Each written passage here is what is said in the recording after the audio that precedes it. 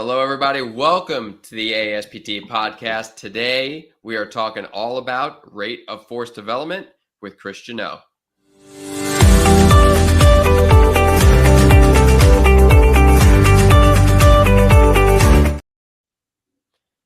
Hey guys, welcome back to another episode. For those of you joining live on YouTube, welcome. We want this to be super interactive. So if you guys type a question into the comment area of YouTube, we will be able to post it on the screen and hopefully dive into the answer of that question that you have. So we want this to be interactive. That's only going to happen with you guys kind of jumping in. So please be active. And for those of you watching later on, if you have questions, hopefully we can get to those as well. So without further ado, I'm going to hand it over to Owen and Megan so they can introduce our wonderful guest is Rate Great.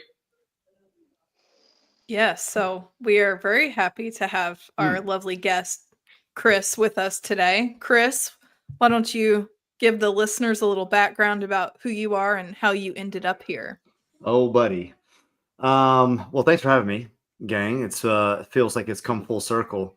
Back on the AASPT chats. So the shortest version for me, was born in Louisiana. That's right. Born and raised. Gumbo and boudin. Starting at the beginning. Wow. Born and raised. Well, you gotta give a shout out to the gumbo and the boudin and the Zapp's chips, because there's three greatest things, and crawfish, obviously, a distant superior, but we're starting from the bottom. PT school, St. Augustine, residency at Ohio State, sports residency, did some fellowship stuff at the University of Louisville, was in Houston about the same time that Maggie Graham was there. So we were, big brain energy in Houston from like, I don't know, what was that, Meg? Like 2014? I was there 2015 to 2020. Yeah, that's almost identical to me. And so except you went on to do great things, and I moved to New Zealand to go live on an island. But I did get a master's in biomechanics and physics and rate of force development, which is what we're going to talk about. Came back, did some work in the military for about 5 years, and now do some work with kind of the performing arts domain down in Florida, in Miami, and in Orlando, and have an education company that does some discussions on force development, force testing, and dynamometry. And then have a podcast on the side that attempts to entertain people on journal clubs called PT Inquest. So that's me. Busy man. That's Busy man. Yeah, that's right. Well, since me and Chris talk about rate of force development, torque development, probably so much that it irritates Jason on a regular basis, but that's correct. He's not here today, so we're able to talk about it.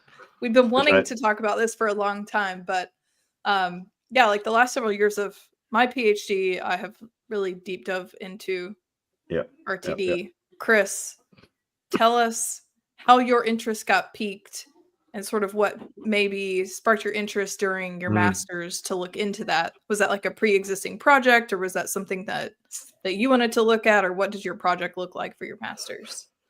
Yeah, so it came off the back of a conversation, and I distinctly remember this. I was in clinic. This was, I don't know, we'll round this to 2017, around there, and I was treating a biomechanist, ironically enough. And so we were talking about like training and testing and some of these things, and human kinetics and kinematics. And I distinctly remember him asking me something to the tune of, "Well, yeah, you know what the definition of force is?" And I was like, "Yeah, of course I know the definition of force is. Like, of course I do." Scrambles and like gets on my phone like, "Oh my God, I have no idea what the definition of force is." And it like spirals into, well, if I don't know the definition of force, but I use the terms all the time, and I don't know subsequently don't know the definition of work or power or a variety of other kinetic variables that come to find out, I don't know that we're supposed to know them, but it feels like that we should understand them to a larger degree, being that supposedly our prescription and exercise interventions are somewhat predicated on force exposure over time. And so it became a bit of a pet project for me with learning like impulse and momentum, and then trying to understand these things. And I would be very honest and say that I didn't know a lot. And so part of the process was, there was a group that I was working with that was looking at creating a load cell, a dynamometer apparatus with a tension cell inside of it. And they were interested in doing some research on it, looking at kind of clinical testing. And I thought, that to me is super interesting because I recognize that I don't know something. I recognize how valuable that this could be to begin a better objectifying human testing, specifically, kinetic variables in human force production, better than what we're doing, which, at the current time was a lot of functional testing. We'll say hop testing, jump testing, et cetera. And beside that, if you move to the left, kind of in the clinical domain, it was mostly MMTs. And so I got really fascinated by this. And it was actually initially going into peak force, peak torque, learning what torque was, how it was different from force. And then Chris, why don't you tell the listeners the difference between torque and force? Because I see this irks my advisor so much. Most people say rate of force development. Oh, of course. Like interchangeably use force and torque, but they are by definition not the same thing. So no, they're not. I mean, torque is angular force that's completed in what we're talking about in humans, angular being around the joint axis. So it involves a distance or a moment arm. And the easiest way to appreciate that is when you move your arm, there is force created. There's no doubt. It's the experience and currency by which that we exist in the world is making force so that we can stand up, sit down, move your arm, talk, etc. Torque accounts for the moment arm, which if you're thinking like changing a tire, like the length of the wrench that you use creates the moment arm. And what it effectively does is it can improve or decrease the amount of work or the force that's created by how long the lever arm is. So the further out, so if you're imagining like loosening or tightening a lug nut on a car, the longer the wrench and the further out that you push on it, it actually increases the torque created. So you don't actually have to push as hard. It's similar to a seesaw. If you're sitting really close to the point of axis, it's harder to move the seesaw. If you sit on the very edges, it's much easier to move the seesaw. And so the reason that this matters, and to be fair, you can't always calculate this. And we can discuss why that is in some cases, there's too many joints moving simultaneously, like a counter movement jump. Yeah, right. Like a iso mid-thigh pull. There's just too many joints acting at the same time. So those are more acceptable to just report torque. But the reason that we encourage torque and why torque is a better use of the word, in your case, like it should be RTD and not RFD, RTD being rate of torque development instead of rate of force development, is because it very eloquently accounts for individuals of different anthropometrics, different sizes and shapes, because individuals with longer limb lengths kind of fall victim to this. And so it's a way of normalizing force at a joint for tall, short, long leg, short leg, long tibia, short tibia, things like that. So I think it's a much better representation if you're trying to compare across groups. Yeah. Mm-hmm.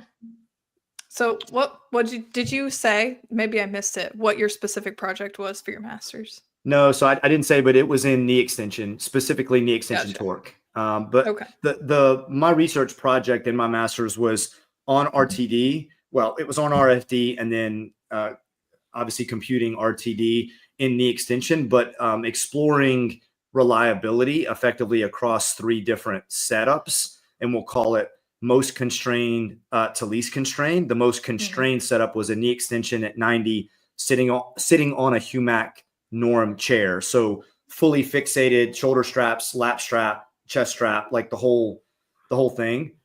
And then moving systematically from that, from the isokinetic test itself at 90, using the Humac norm arm, to seated on the chair using an inline cell at 90, to sitting on a plinth at 90 degrees with just the thigh strap. And to see essentially if we're looking at isometric torque, obviously not isokinetic torque, but isometric torque, can we use those interchangeably? And we found that for peak torque, the answer was yes, is fairly consistently with fairly representative ICC values intra and inter, which was impressive, to be honest, which was exciting. And because ultimately I was going to end up using that in clinic anyway. So it felt very, very authentic and pragmatic. But what we didn't find was the RTD that we were collecting. And we can talk about how I collected it, but was way messier. And then that's really what drove my interest into, why is this so chaotic? Why is this so noisy and messy and volatile? And is that a good thing or a bad thing? And then it kind of spiraled into, what should we care about RTD? How valuable is it? And what should we do about it? So I got a question for you. And this is probably going to be a longer question, longer answer, let's say. But sure. if we break down peak torque, rate of torque / force development, and impulse, why don't you, if you can, I guess concisely break down the definition of those, and then talk about how each of those different areas plays into our rehab programs and where their place may lie? Yeah, that's a really good question. So the easiest of all of these is peak torque or peak force. And where this is most obviously visualized is if you ask most clinicians, if you're going to do a test of 3 things, like the same movement, but let's say grip strength, and you're going to have somebody squeeze and you're going to relax and you're going to do it 3 times. And then I would ask most people, are you taking the max number or are you taking the average of the 3 numbers?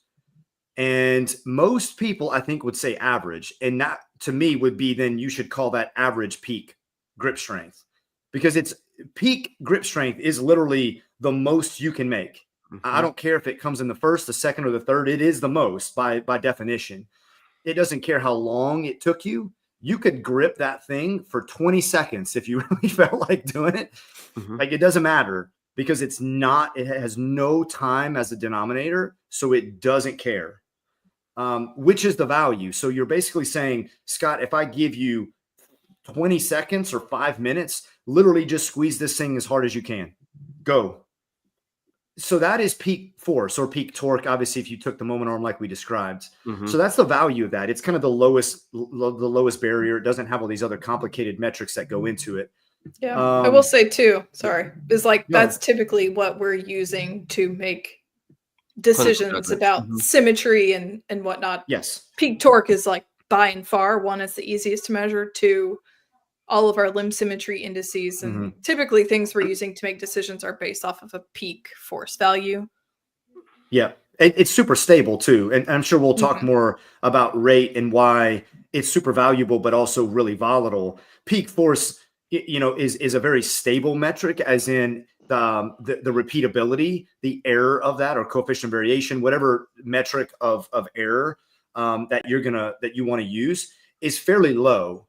So from day to day to day, your numbers are relatively close, whereas other metrics may be a bit messier. So that gets us kind of as an entry point, what I would consider kind of the bottom of the pyramid.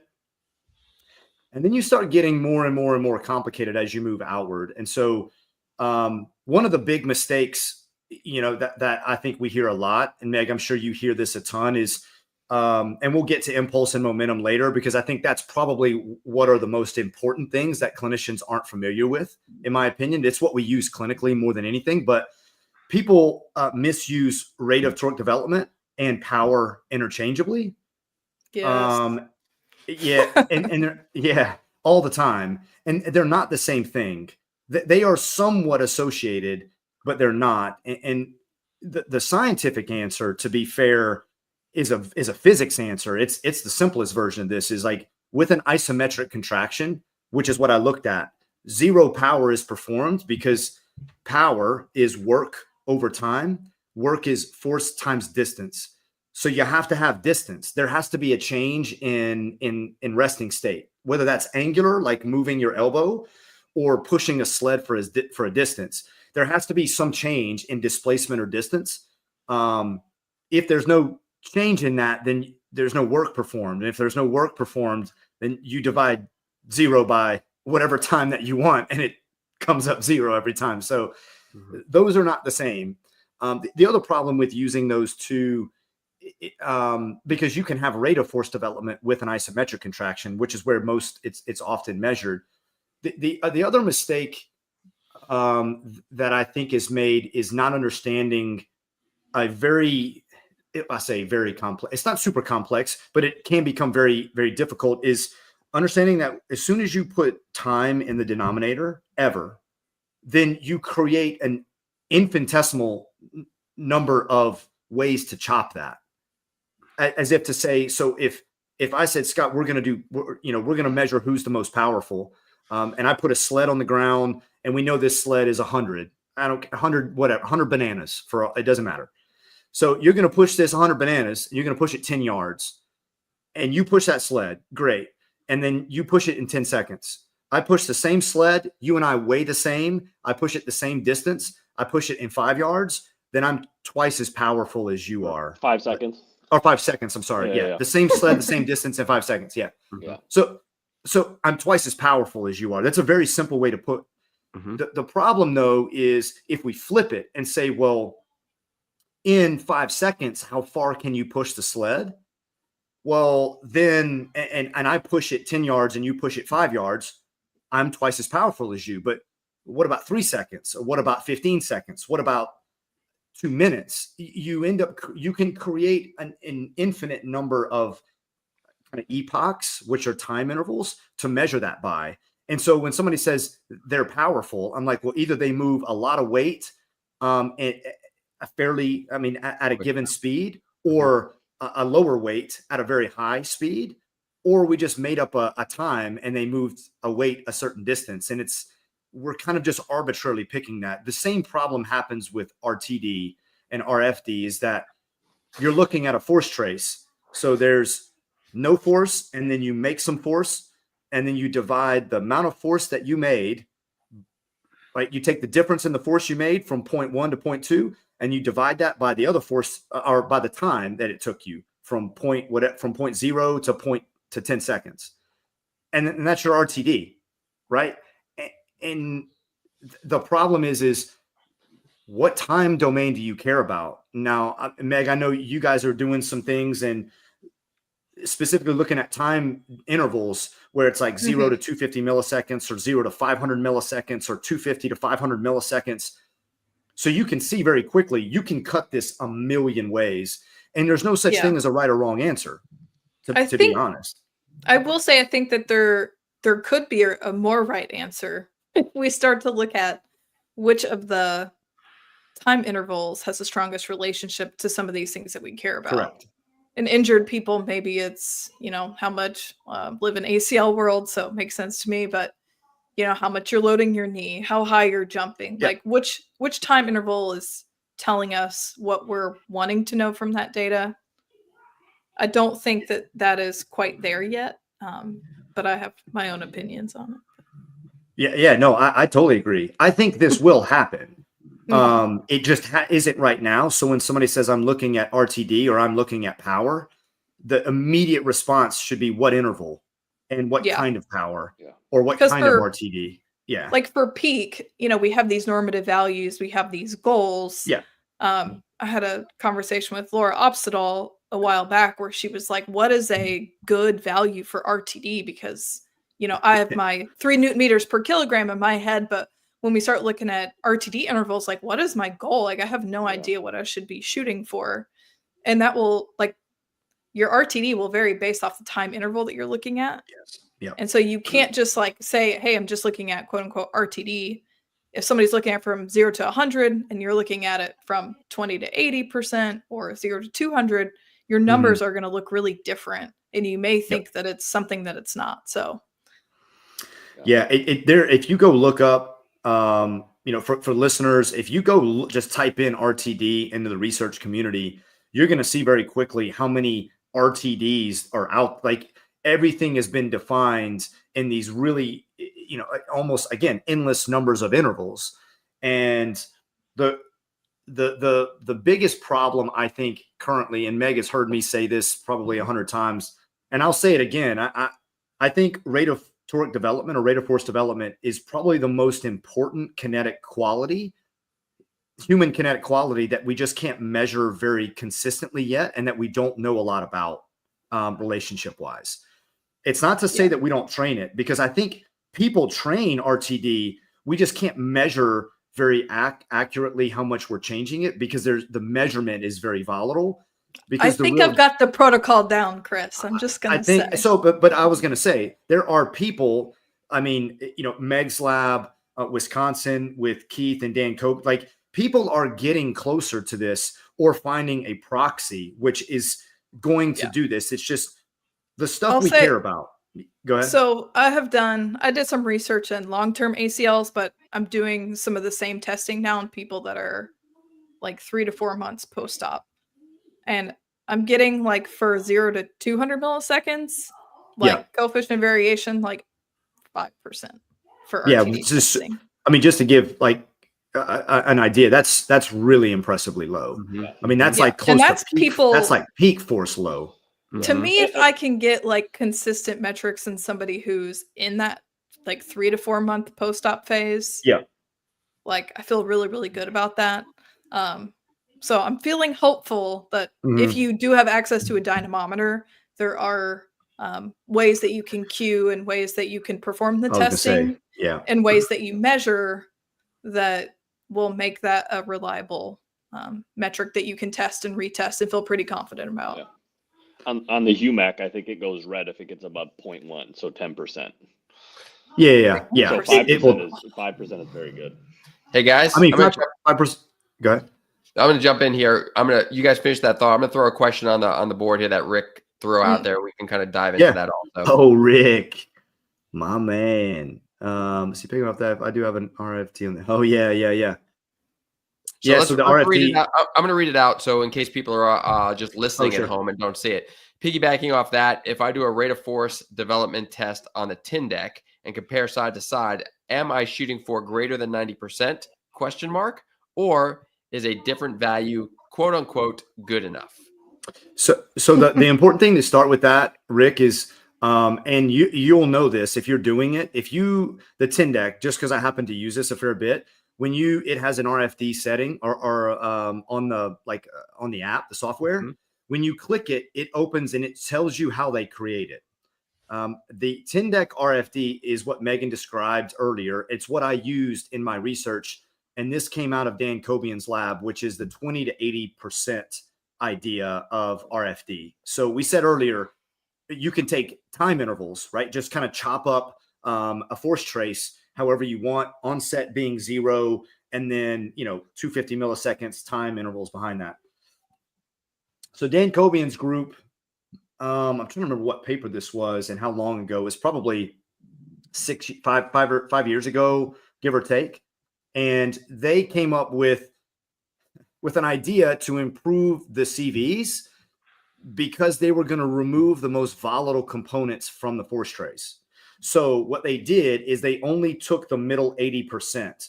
So they removed the 0 to 20. So they anchored it to peak force of the trial, the peak of the trial, or to a time point in the trial, as in, like, I'm going to stop this trial at 1 second, or I'm going to take the highest point in this RFD trial.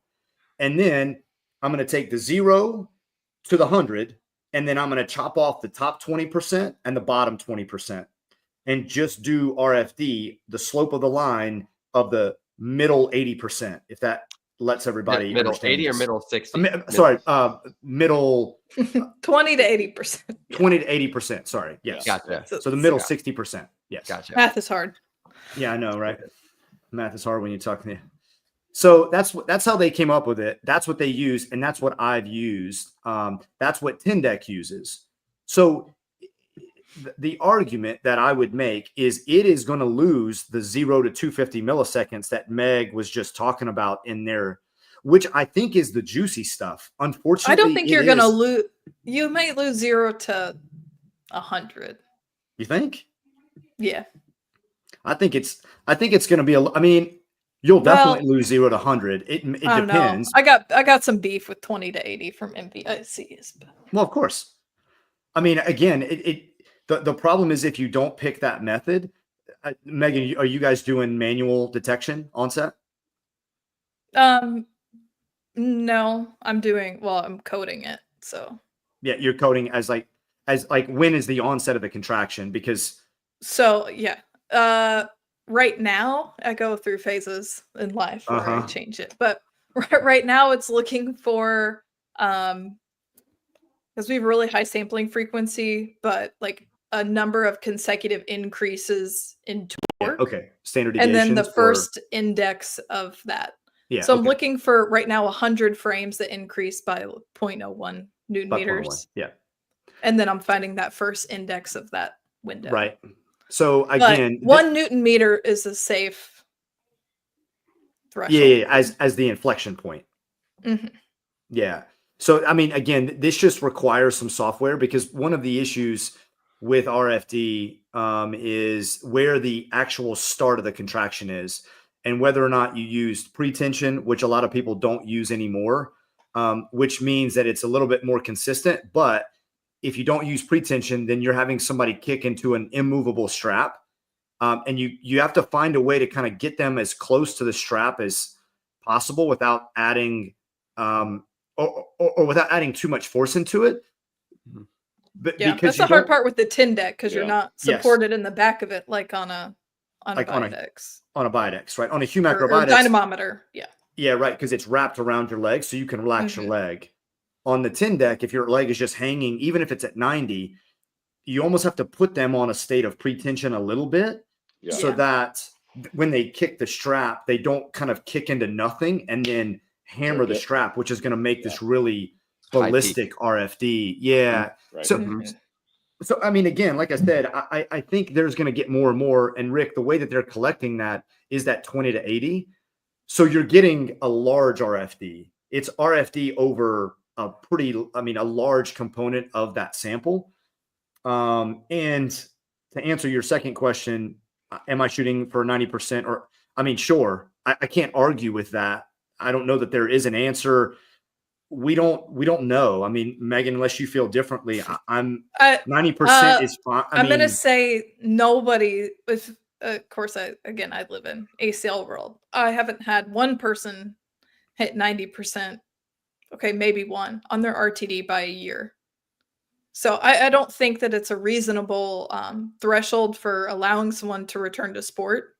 It may be a reasonable like goal for somebody trying to get back to performance. But I think 75 to 80% is typically jiving with somebody who's met their peak torque goal. Yeah. But I have seen people hit 90% and then their RTD is really bad. And those people, I may try to get it up. But I think at the time of return to sport, if it's 75% or above, I'd be like very pleased with that.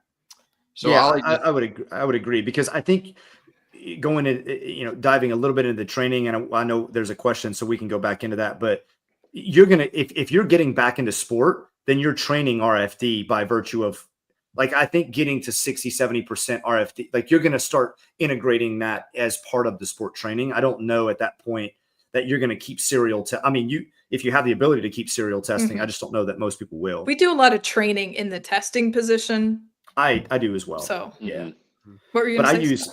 I used kind of time to peak a little bit more, Meg. I mean, you guys are actually probably able to anchor, but most other softwares are too volatile to train RFD with some kind of intentional effort. So I use time to peak, which is like, get to your peak in 5 seconds. Now get there in 4 seconds. Now get there in 3 seconds.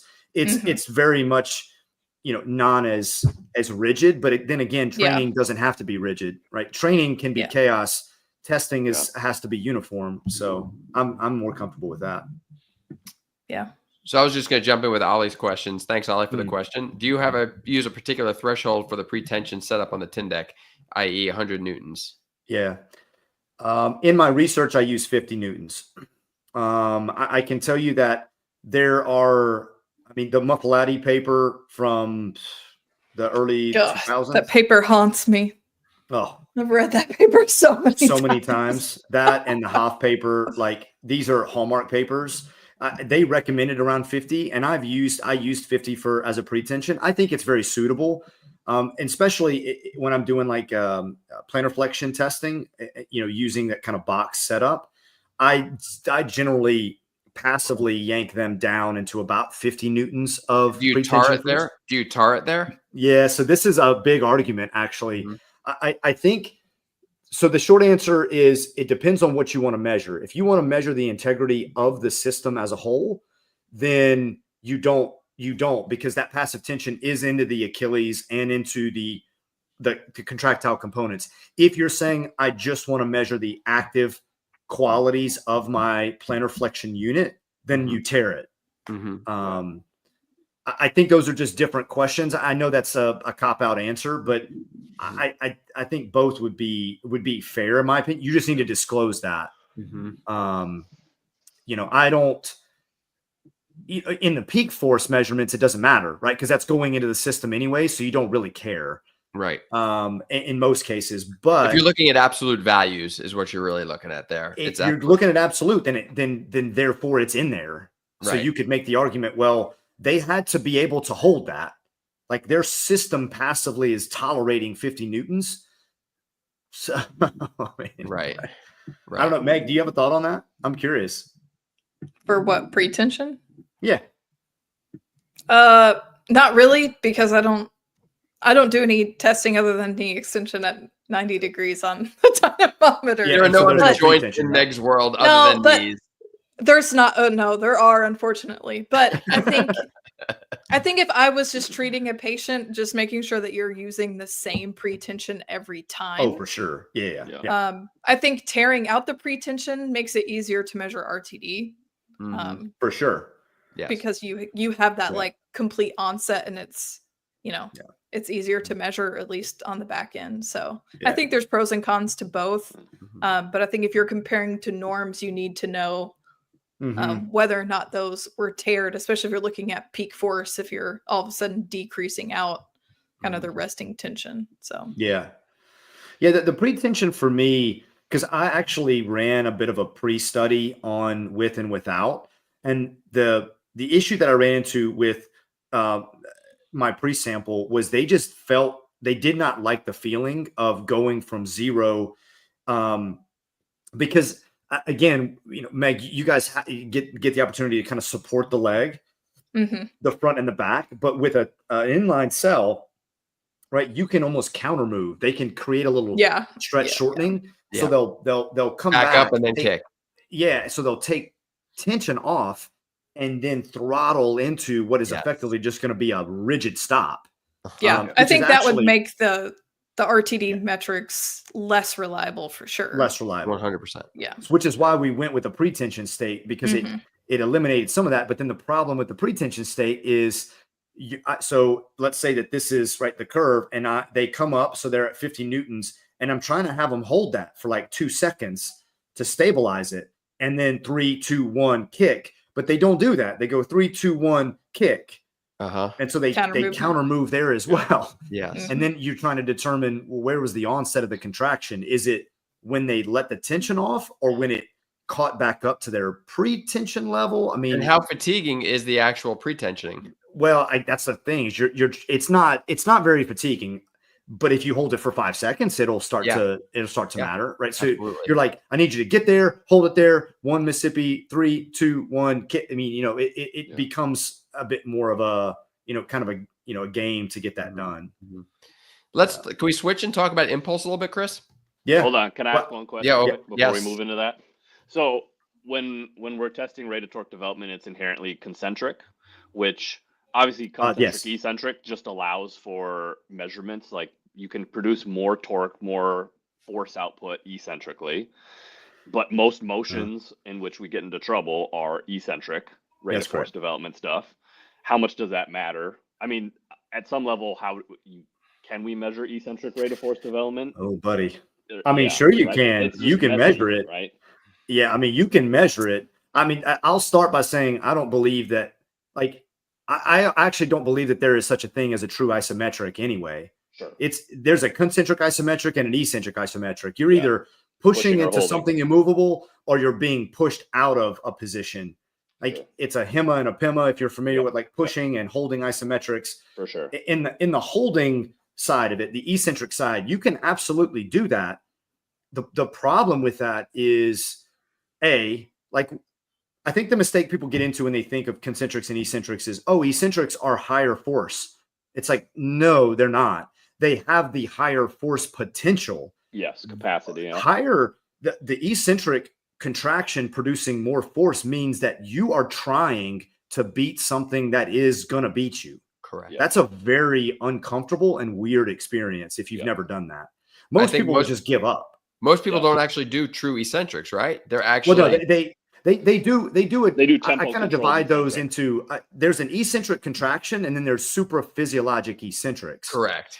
AKA there's a load on a given joint that right, you can't stop. And then but again, it's only a supraphysiologic if you're pushing as hard as you can. And it's beating you.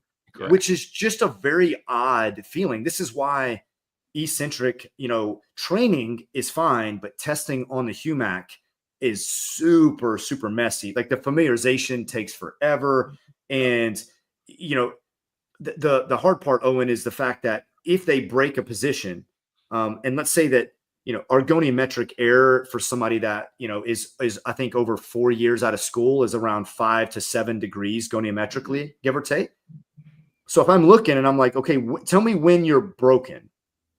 I'm pushing on you and you start to deform, but I can't really tell when you're there has to be a position change that determines that you now broken.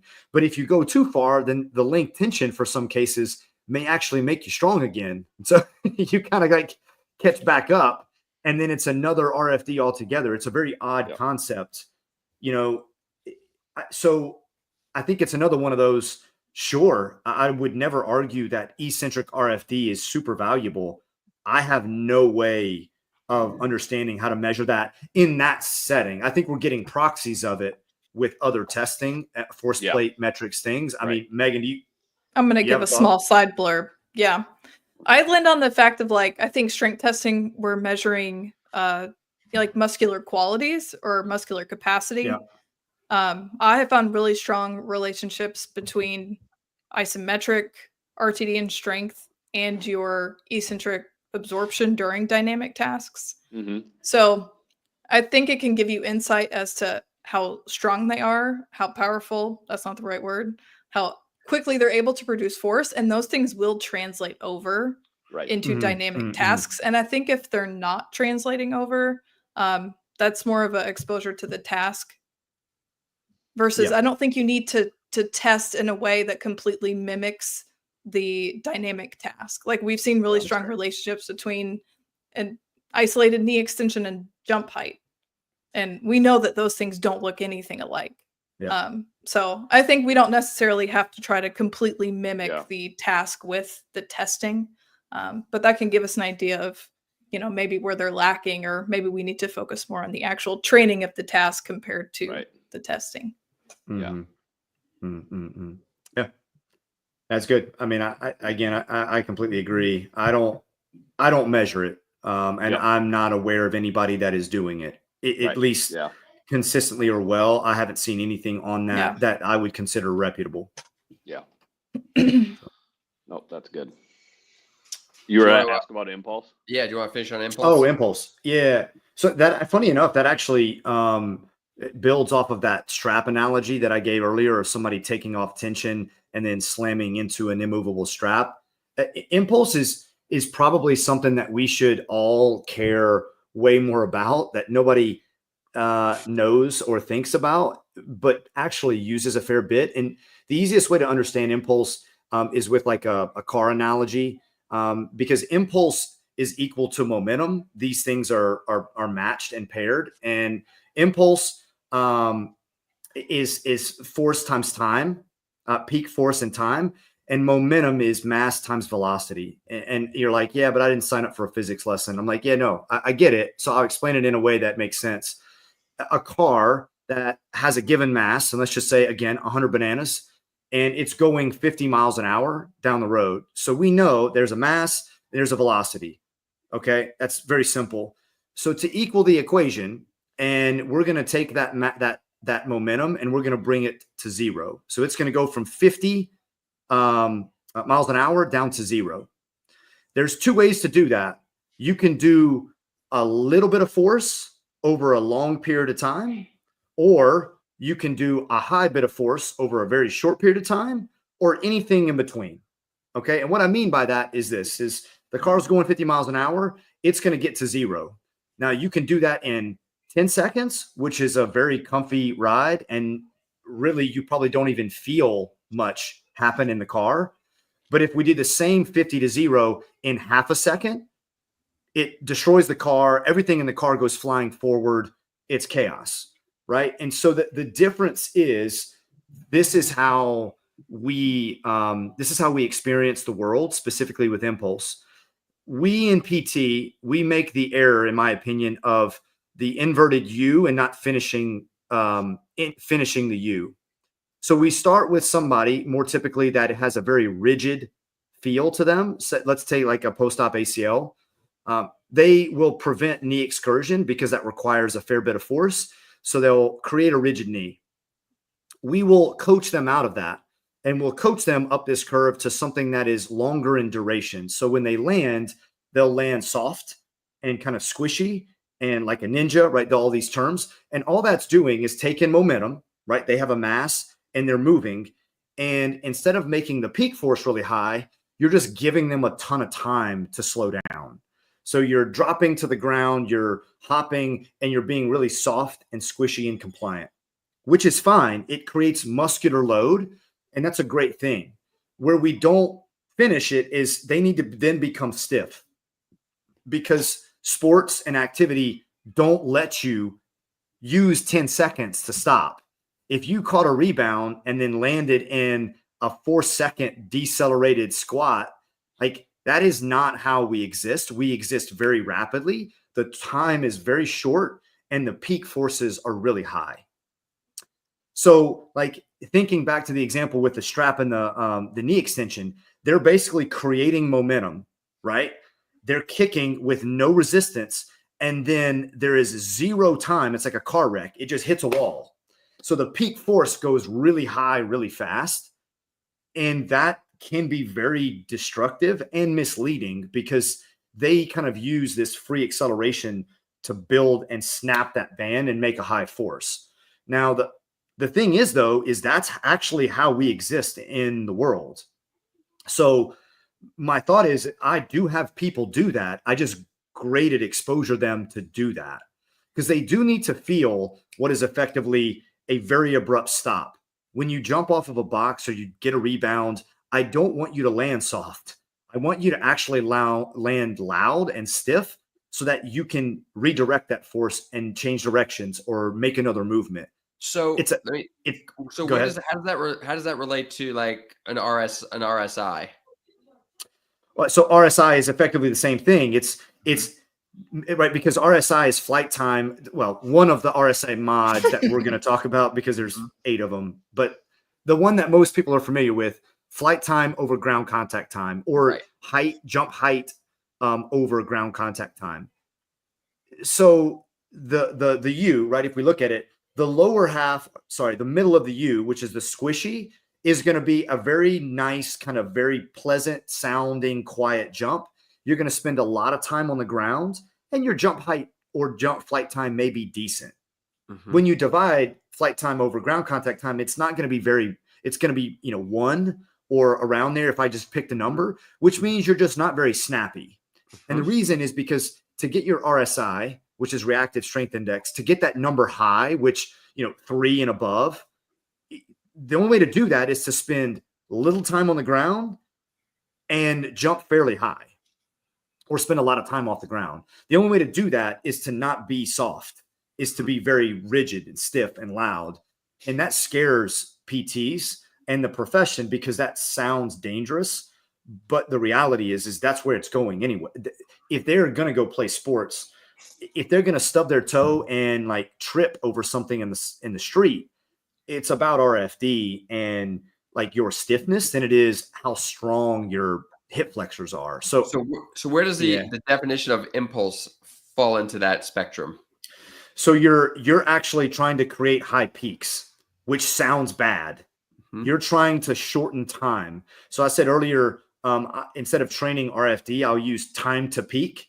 It's this exact phenomenon. So I'm saying, Megan, over 5 seconds, make as much force as you can. Great. And she makes 100. Then I'm saying, great. Now I want you to get there in 4 seconds. So now she's in her brain thinking I've got to get there faster, which means kind of turning and ramping this up. It's the notion of plyometrics and stretch shortening cycle. This is the concept of this.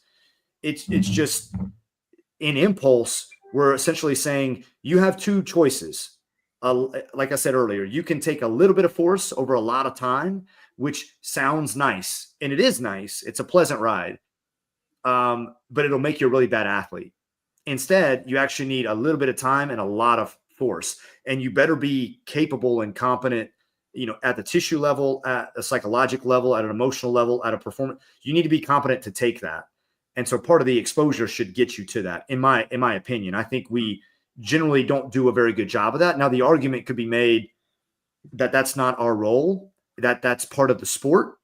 And I could be convinced of that. I just know that that's not happening. So, so I'm less willing to tolerate that, I guess, is my point. Yeah, I would agree with that. That's sort of how we take an approach to plyos, starting with those longer duration, those squishy landings, and slowly trying to like build stiffness over time. And I think that plays into with, we'll see people that say they have a single leg counter movement jump. We're looking at jump height. You have time, and we'll see strong relationships between that and maybe peak strength, where there isn't much of a time component to the metric. And then if we look at RSI, we see that more strongly correlated to rate, or those things where you have about 250 milliseconds of ground contact time. And that is how quickly you need to be able to produce that force to be able to get off the plate. And so I think the testing or the performance metric of interest kind of will directly relate to what you're testing for strength. And I think that can kind of key you in on what sort of things you should be focusing on in rehab. Like if single leg vertical jump looks good, peak torque looks good, but they're struggling with those more reactive things, maybe you need to start looking at RTD, or I guess you could use impulse, but people don't use impulse. And this is why, because it doesn't make sense in your brain. I'm like, rate of force, slope. Yeah, yes. Slope. Impulse is basically telling you the same thing. It's exactly the same thing. Just the area under the curve versus the slope of the line. But for some reason, I think it's more digestible to think about get the line higher, faster. Get it sharper. And I'm measuring that versus I'm measuring the area, the amount of force under your curve. It's like, doesn't make a lot of sense. And you also got to look at the sport, right? So if I were to take one of my triple jumpers and tell them they need to land squishy, I'm going to be out of a job, right? Right. Because coaches don't appreciate that, right? Yeah. I mean, but again, I think that depends on the part of rehab. Let me be very clear. I'm not saying that we need to do that all the time. I think the squishy part is necessary. We start squishy. Right. I mean, again, I think it is exactly like I define that, of saying that I think you start that way as they're rigid because they don't have the affordances. They don't have the strength to do that stuff. Correct. You give them the ability, and then you coach them to be soft, and you make it muscular. And then you say, great, now we're going to make this, more connective tissue to make it stiff. But stiff and rigid to me are different things. Rigid is a choice that they can't make anything otherwise. Whereas stiffness is something that I want. I'm coaching. It's this notion of like strong, aggressive, connective tissue capability. It's force utilization to me. I just think that people think that they're the same thing. I don't. No, there's definitely like a pathological stiffness that you see as you're like, ooh, that didn't look good. But those people, to me, like if I see them doing a drop vertical, they have no compliance versus a fast compliance. So it's like you just don't see the knee maybe go into that flexion versus somebody who looks really good. You'll see them get in and get out really, really quickly versus some people just never get in it. Like the joint angle never changes versus other people are having a really quick change of joint angle. With those rigid movers too, you usually see some compensation, like a trunk lean or a hip shift or something like that versus a stiff mover. They got to stop the force somehow, right? I mean, exactly. That's effectively the equation there is like they're dropping and they're not going to bend their knee because they don't have the qualities, or it hurts, or they're fear avoidant. It could be a variety of things. Right. but they're not going to pick that thing. So they're just going to pick something else that will dissipate the force. And, using impulse, either time or distance, is arguably the same thing. You can bend your knees a long way, right? And that will take more time. That distance traveled will take more time. And it's the same kind of phenomena. You're just creating distance somewhere else. Either I give it distance or time, or something is going to have to turn that force around. Yeah. We see this often with like counter movement jumps, is one of the things I look at in their unweighting phase of a counter movement jump is, do they get close to zero of their, right? Because I want them to feel so confident in unweighting themselves to go down that there's almost zero weight on the plate. And I'm looking for a very sharp turn, which means that their eccentric, right, deceleration, whatever you want to call it, because every force company calls it something different. But the ability to stop themselves from going down is also really rigid. So you end up with this very sharp V. That's what I care about. Now, does everybody start there? No, because most people won't go down fast enough to even make that, because they're just gonna dampen how fast they move so that they don't have to turn it around. And so this is just people picking different ways to mediate what in that equation. Scott, kind of to your question, they're minimizing their momentum, right? So if we know impulse and momentum are associated, well, if I don't feel comfortable, I don't have the time, or I don't have the peak force to stop myself, then I'm just going to enter slower. I'm going to create a slower velocity. And this is what we see in change of direction tasks. This is what we see in like any kind of, like plans change or like reversal, like a 180 turn is you'll run, but they'll slow down enough where they're just changing their momentum. Their velocity is slower, so they don't have to make as much force to stop their body to turn around. They're saying like, well, I'll solve that. I mean, sure. Injured body parts are so smart. It's crazy. They're very good. So this is what we think we're being clever. And it's like, oh, I've set up this thing where there's a cone, and I'm telling them like, run to the cone as quickly as you can. And then it's like, yeah, they're going to figure out ways around that, because that equation is literally all you need to know. Mass, velocity, time, peak force. Mass is pretty hard to change, right? Yep. You're probably not going to lose, 10 kilos anytime soon. So I can make this harder though, by keeping your speed or velocity the same, and then put a weight vest on you. This is what we see in, you've seen kind of these overspeed drills, right? That increases your velocity. Or holding dumbbells, stepping off a box. Now that increases my mass and my velocity. So to turn around a jump from a drop vertical jump with dumbbells or with a weight vest, like, hell yeah, that is definitely going to change those things. Because again, it's just asking you to solve this equation over and over and over. I mean, it is like I said, once you understand impulse and momentum, it's basically all we do to a degree. You just don't know it. Love it. Yeah. Well, we're coming up on an hour, and I want to be very sensitive to everyone's time. And Chris, I know you're I'm surprised you're still awake. You're probably just drinking to keep yourself awake here. Yeah, this is hey, I gotta keep all the lights on so I can. We do have one more question. Galen just asked a question. Is there any research looking into RTD in the upper extremities?